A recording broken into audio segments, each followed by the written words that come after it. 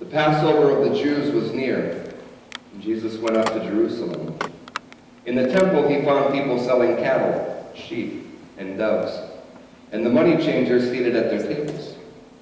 Making a whip of cords, he drove all of them out of the temple, both the sheep and the cattle. He also poured out the coins of the money changers and overturned their tables. He told those who were selling the doves, "Take these things out of here. Stop making my Father's house a marketplace." His disciples remembered that it was written, "Zeal for your house will consume me." The Jews then said to him, "What sign can you show us for doing this?" Jesus answered them, "Destroy this temple, and in 3 days I will raise it up." The Jews then said, "This temple has been under construction for 46 years. Will you raise it up in 3 days?" But he was speaking of the temple of his body. After he was raised from the dead, his disciples remembered that he had said this, and they believed the scripture and the word that Jesus had spoken.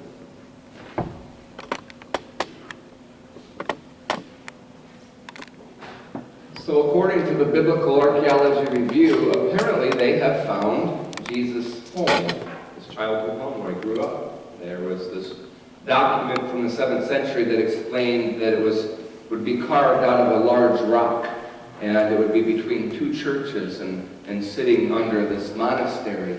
And so when they came upon it, they realized that this is the house that Jesus grew up in. Interestingly enough, they admit that they're not 100% sure that that house actually existed when Jesus was alive, nor was it necessarily inhabited by Jews, nor was it 100% positive that it was actually Jesus' house, but there's no evidence to the contrary, so we can assume that that was Jesus' childhood home. How's that for logic? It works for some of us. We want facts. We want truth. We're on this search for absolute truth, this incontrovertible evidence, so that we can see exactly what is and know things in their fullness and in their completeness. We don't want doubt. We don't want mystery. We don't want questions. We want answers. Everything to be clear. So perhaps we can look at history. Right? There's facts in history. There's evidence and things. So we'll take an example that's probably a little difficult for this particular crowd, but a lot of your ancestors did some really bad things. They were not very nice people. I mean, they sneak attacked Pearl Harbor, they raped Nanking, they stole into Korea and took pretty much the whole country prisoner, and made slaves out of the people, so not very good. It's pretty clear the evidence is there that they were pretty bad people. 1905, Teddy Roosevelt sends this group of delegates on a big boat to Asia. He sends them over because he realizes, in his eyes, that we need a Monroe Doctrine in the Pacific. And he looks at the Japanese and says, these are his words, whitest of the Asian peoples, so let's work with them to get a hold of Asia. Now, Japan was already in a war with Russia, and so they could see that Japan was willing to go out and start doing things. And so he sends out this whole delegation to make a tour of Asia, but sends them to Japan first to say, okay, we are going to give you Korea, as if we owned Korea in the first place. And said you can use Korea as a launching point for basically invading the mainland of Asia. And the Japanese, hearing this, especially Tojo and Emperor Hirohito, heard this as, this makes sense because the belief was that the emperor was what they called the Arahitogami, the living god, because he was a descendant of the sun goddess Amaterasu, who had a son named Jimmu, who was the first emperor of Japan. And because Hirohito was a descendant of that, and of course that's questionable, but because he was a descendant of that, he was a living God, and the Japanese people, because it was their goddess who had stirred the waters and created the earth, had a good claim to the entire earth, let alone Asia. So they came up with this eightfold plan, these 8 corners of the world that they were going to start taking, right? And as they did it, it would create this big tent, and they would pretty much have control of Asia. When Japan had gone into Russia, they started off with a sneak attack. Big surprise. And Teddy Roosevelt said, good job, I like this. I like your showmanship. You snuck right in there, you took them by surprise, way to go. He also said that the Filipino people were kind of a barbaric tribe of people, and when they had the World's Fair in St. Louis, he had some Filipino people in his grass skirts carrying spears to show the world that we needed to go to the Philippines and give these people some culture, because they were obviously backwoods fools. Okay? They needed to be taught how they're supposed to live. And so it made perfect sense that Japan should go into Asia and start cleaning up, and that we could, through the Japanese, have control of the Pacific the same way that we pretty much did in the Atlantic. Interesting thing was, it didn't work out so well, did it? Once the Japanese got a taste of expansionism and a chunk of empire, they kept going, and they kept going. And future presidents throughout the years started to get a little nervous. What have we created here? What have we done? What have we set in motion? And so, ironically enough, it was Teddy's cousin, Franklin, who had to deal with this continuous expansion, and he started an oil embargo to keep the Japanese in check, right? They don't have oil, they can't operate their ships and their machinery, and guess what? They're going to have to stop expanding. And in retaliation for that, December 7th, 1941. So wait a minute. The Japanese were bad, they did a really bad thing, or the U.S. president at the time started something that he shouldn't have started. Which one's the facts? I don't know either. They say that the victors write the history, right? That's the thing. We really don't have clear answers, especially when it comes to history, right? You read so many different versions of history, and we want to think of it as truth, but we really don't know what happened. The same thing as when we read these texts here. So then we're faced with this reality that a lot of it is symbolism. When we start taking these readings and these texts as exactly literal, as exactly factual, as if they happened at those specific times in those specific ways, we start to think that we have to protect it. We have to make sure that everybody understands these are the facts set forth by God and that they should not be touched. They should not be messed with. I think Paul Knitter was right in saying that in all of these symbols, the finger that points to the moon is not necessarily the moon. The symbols point to something greater than the symbols themselves, but we have lost sight of that which the symbols represent. We're too caught up with wanting facts. We want absolute truth. We want to know. But as Paul Tillich says, in so doing, we have lost sight of the God beyond God.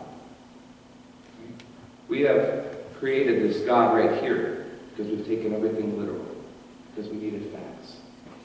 But when we did that, we lost the God that really exists behind all the symbols, because we forgot that that's all they are. They're symbols. They point to something else. It's our sense of wonder that we have lost in the process. In the psalm that was just read, it says there is clear speech, right? There's clear speech from the heavens, but yet there is no speech. It's clear. We have things we can experience, things that we can have a wonderful sense of wonder, of amazement, of excitement by experiencing things in life. It might be in music, right?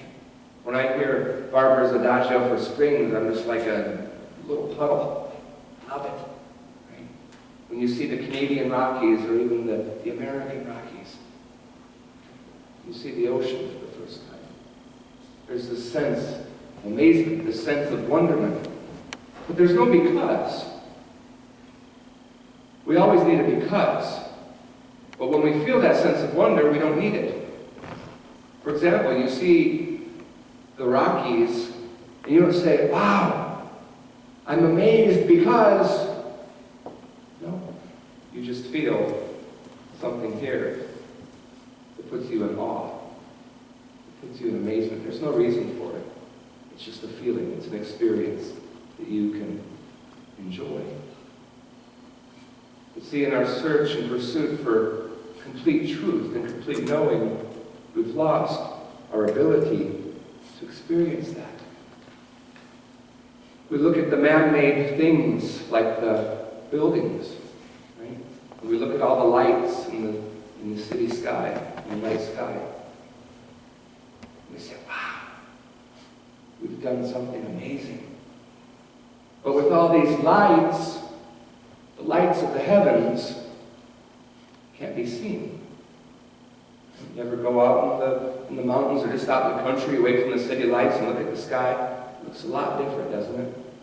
All these stars and constellations that we can't see here from the city or even from suburbia. An amazing thing. Did you know that if you take one grain of sand, one tiny grain of sand, and you hold it out at arm's length, and you look out into the night sky, the space that's covered by that one little grain of sand, because it's all so many light years away, covers 10,000 galaxies. In each one of those galaxies, there are from 10 million to 1,000 billion stars in each of those galaxies. Surrounding those stars, many of them are planets. According to scientists at SETI, in our galaxy alone, here in the Milky Way, there is great probability that there are 72 planets that could sustain human life. But even within our own galaxy, they're too far away to reach in our lifetime, because there's so many light years away. Think about that. 72 other planets that could be just like this one. That's mind-boggling. That gives you a sense of wonder, a sense of amazement. You don't need a reason for it. We don't have to explain it. We don't need facts behind it. We can just sit in awe and revel in the amazing, amazing creation before us, before our very eyes. I remember when Austin was probably about 6 years old. He hit on something that's here in this text. There is a golden tent set in the heavens, right? Remember what it says here in the text. There's this tent set in the heavens. He was riding on the airplane going to Japan with his mom and his brother. And he looks out the window and he sees something out there.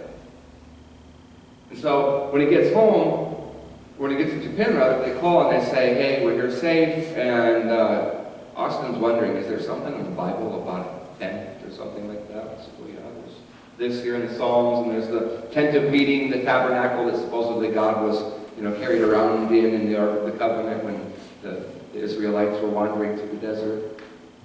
And Austin says, wow, I think I just saw God's house. He had this amazing sense of wonder, amazement that he had just seen the house of God. And did he really see God's house?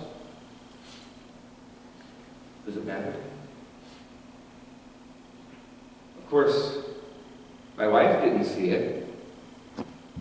Is it because it wasn't there, or because as adults we've lost that ability to see things the way they are? Instead, we want to see them the way we want to see them. And so we do. Our vision to see the deep things, the spiritual things, the amazing and wonderful things has become clouded because we need truth. We need facts. We need an exact science to explain everything. This here says, there are no facts. Just symbols pointing to something greater. Austin used to write letters to God and say, hey, how do I get these to God? And say, thank you for showing me your house. And we would go up to the big Bible on the altar at our old church and just open it up and put them inside the Bible. So maybe this will get the letter to God. And we'd make paper airplanes and throw it out there. Or I'd go to my buddy, Pastor Tom, and say, Tom, Austin wants to know how you can get this to God. Here, make sure it gets where it needs to go. He'd just look at me and go, thanks. He doesn't talk about it too much today. Maybe because he's 10 today, so, we put all that behind us. He's growing up. He's learning that there are facts, and all the other stuff is a bunch of wishy-washy stuff. Well, Austin and everybody, don't lose that sense of wonder. And for us adults, get it back. It's still there. Start seeing facts as symbols, interpretations. Read history not as something that actually happened, but as the perception of those who wrote it. See creation not as something that we can fully comprehend, but as a mystery for us to experience. See God as something to know, not with our heads, not with knowledge, not with simple, inexplicable facts, but with wonder, with mystery, with a whole lot of question marks that we can learn to be okay with. And look around us and experience that sense of awe.